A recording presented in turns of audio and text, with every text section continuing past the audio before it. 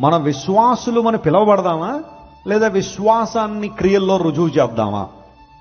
విశ్వాసులుగా కేవలం పిలవబడదామా, లేదా విశ్వాసులుగా బ్రతుకుదాం? మన మాటల్లో మన క్రియల్లో విశ్వాసం కనబడుతుందా? దేవుని మీద నమ్మకం కనబడుతుందా? విశ్వాస సహితమైన కార్యాలు మనం చేస్తున్నామా? నీ విశ్వాసాన్ని బట్టే దేవుడు నిన్ను ఆశీర్వదిస్తాడు. హల్లెలూయా. నీ విశ్వాసాన్ని బట్టి నీ జీవితాన్ని దేవుడు ఉన్నతమైన స్థానం తీసుకొస్తాడు. నువ్వు అనేక మందిని ప్రభావితం చేయాలంటే నీ డబ్బుతో కాదు నువ్వు చేసేది, నీకున్న జ్ఞానంతో కాదు, నీ విశ్వాసంతో ప్రభావితం చేయగలవు. హల్లెలూయా.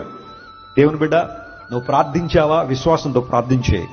అనాలోచనగా ఎప్పుడు ప్రార్థన చేయదు. నువ్వు ఏదైతే అడుగుతావో దాన్ని దేవుని నుండి పొందుకునబోతున్నావు అనే విశ్వాసంతో అడుగు.